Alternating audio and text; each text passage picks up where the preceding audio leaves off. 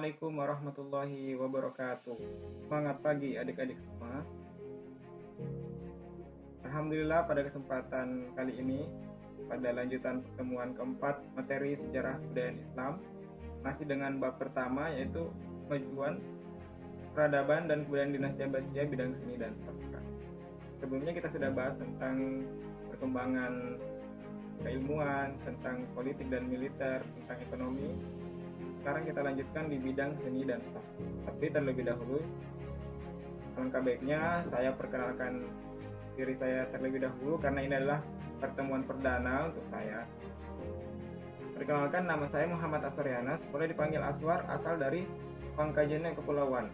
Pangkajeneng Kepulauan ini adalah salah satu kabupaten yang terletak di Sulawesi Selatan. Kota Sulawesi Selatan adalah Makassar. Jurusan Pendidikan Agama Islam. Alhamdulillah pada kesempatan PKL tahun ajaran ini saya diberi kesempatan untuk belajar dan praktik di MTSN 1 Malang Gondang Legi. Dan saya dipercayakan untuk praktik mengajar di kelas 8. Untuk perkenalannya kita aja dulu, dan jika ada pertanyaan atau kita mau sharing-sharing, kita hubungi nomor yang sudah tertera. Ya, WhatsApp boleh.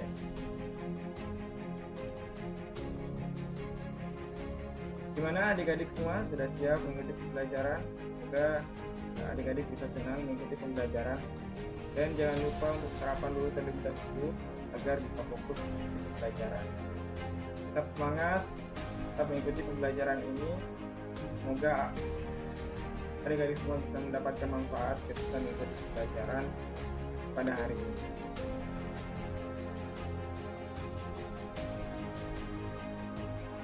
Semangat pagi adik-adik semua.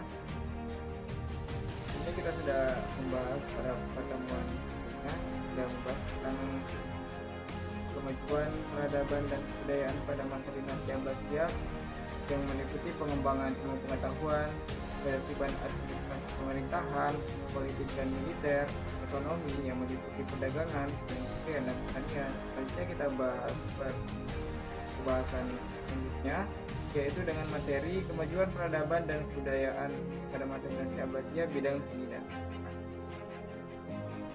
Jadi pada masa dinasti Abbasiyah itu bidang seni budaya itu mengalami kemajuan yang sangat besar, karena kemajuan ini disebabkan karena proses asimilasi atau pertemuan budaya. Asimilasi itu adalah peleburan dua budaya atau lebih sehingga menghasilkan suatu kebudayaan baru. Di dalam proses asimilasi tersebut itu biasanya ada pertukaran pikiran, pertukaran ide, pertukaran konsep, sehingga menghasilkan suatu kebudayaan baru.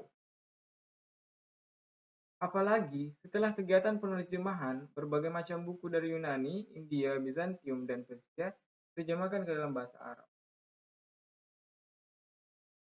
Kalau kita identifikasi seni budaya yang lahir pada masa dinasti Abbasiyah, menurut buku kurikulum 2020, kurikulum 2013, tahun 2020 itu ada dua. Pertama ada seni arsitektur dan seni tata kota. Kita bahas satu persatu. Pertama, seni arsitektur. Seni arsitektur ini sangat digemari oleh para khalifah pada saat itu. Jadi seni arsitektur ini, adik-adik, adalah seni dalam hal desain bangunan. Misalnya nih, adik-adik ketika jalan ke kota misalnya, jalan ke kota Malang, melihat ada berjejer gedung-gedung mewah tinggi ya, itu tidak terlepas dari peran dari seorang arsitek, tidak terlepas daripada peran seni arsitek. Desain bangunan seperti yang ada pada gambar ini. Nah, pada masa dinasti Abbasiyah, seni arsitektur ini sangat berguna untuk keperluan membangun gedung. Nah, seperti yang saya sebutkan sebelumnya, masjid, istana, madrasah, dan kantor pemerintahan. Jadi itu peran seni arsitektur atau peran seorang arsitek dalam hal membangun gedung atau membangun suatu bangunan. Khalifah Abbasiyah bahkan ya tidak segan-segan mendatangkan arsitek-arsitek dari Bizantium, Yunani, Persia, dan India untuk mendesain bangunan dan mengajarkan seni arsitektur bangunan kepada orang Abbasiyah.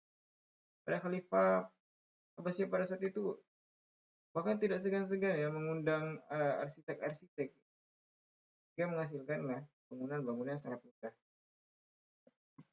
Kemudian yang kedua, seni tata kota. Seni tata kota ini tidak terlepas dari arsitek, peran arsitek juga. Bantuan dari arsitektur juga. Seni tata kota ini lebih ke arah bagaimana mendesain kota. Seni tata kota dan arsitektur pada masa dahulu Abbasiyah itu bernilai sangat tinggi. Banyak bangunan dan kota dibangun dengan teknik tata kota yang bersih.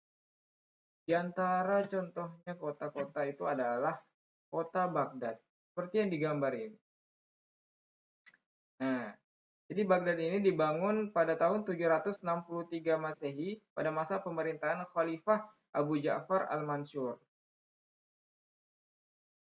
Nah, dalam pembangunan ini melibatkan 100.000 orang ahli bangunan yang terdiri dari arsitek, tukang batu, tukang kayu, pemahat, pelukis, dan lain-lain.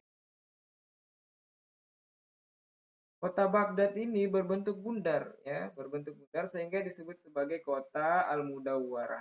Nah, seperti yang kita lihat di gambar ini, kota Baghdad kita lihat di gambar ini berbentuk bundar, maka disebut sebagai kota Al-Mudawwarah. Dikelilingi dua lapis tembok. Nah, lihat ya, dikelilingi dua lapis tembok yang besar dan tinggi. Bagian bawah itu selebar 50 hasta.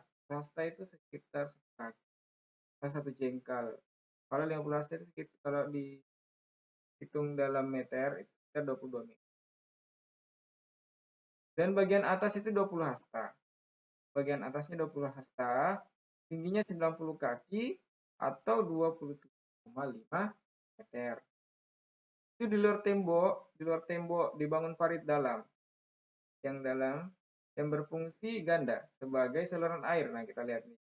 Di bagian luar tembok dibangun parit. Ini juga berfungsi sebagai parit. Berfungsi sebagai saluran air dan juga berfungsi sebagai benteng pertahanan. Di tengah kota, nah kita lihat di tengah kota di dalam, itu dibangun istana khalifah yang diberi nama Khosrul Zahab atau istana emas yang melambangkan kemegahan dan kejayaan. Samping istana juga terdapat Masjid Jami Al-Mansur. Kita lihat ya keindahan kota ini tidak terlepas dari seni arsitektur dan seni tata kota pada masa luar biasa ya kita lihat ya. Kemudian juga ada kota Samara. Kota Samara ini 5 tahun setelah kota Baghdad mengalami kemajuan, Khalifah Al-Mu'tasim Billah itu membangun kota Samara. Di dalam kota Samara terdapat istana yang indah dan megah, masjid raya, taman kota, dan bunga-bunga yang biasa ya. Kemudian kita lanjut seni sastra. Dunia sastra juga mencapai puncak kejayaan pada masa Daulah Abbasiyah. Kota Baghdad merupakan pusatnya para penyair dan sastrawan. Bahkan hampir seluruh Khalifah Abbasiyah menyukai sastra. Contohnya pada berikut ini. Beberapa penyair dan sastrawan terkenal saat itu seperti Abu Atiyah, hidup pada 760 Masehi sampai 841 Masehi. Abu Nawas, Abu Tamam, Al-Buturi, dan Al-Muntanabi.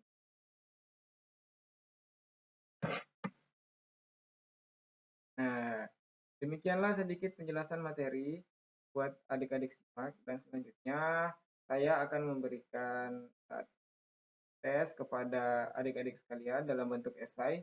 Dijawab di kertas lembar, di bukunya ya, di buku catatan atau di buku tugas, kemudian dipotret, difoto, kemudian diupload di Microsoft Office atau di Microsoft Teams yang sudah disediakan oleh sekolah. Nanti kita akan nilai. Saya tunggu ya tugas-tugasnya, tetap semangat adik-adik semua, dan semoga tetap dalam keadaan sehat selalu. Tetap jaga kesehatan dan tetap menjaga protokol. Assalamualaikum warahmatullahi wabarakatuh.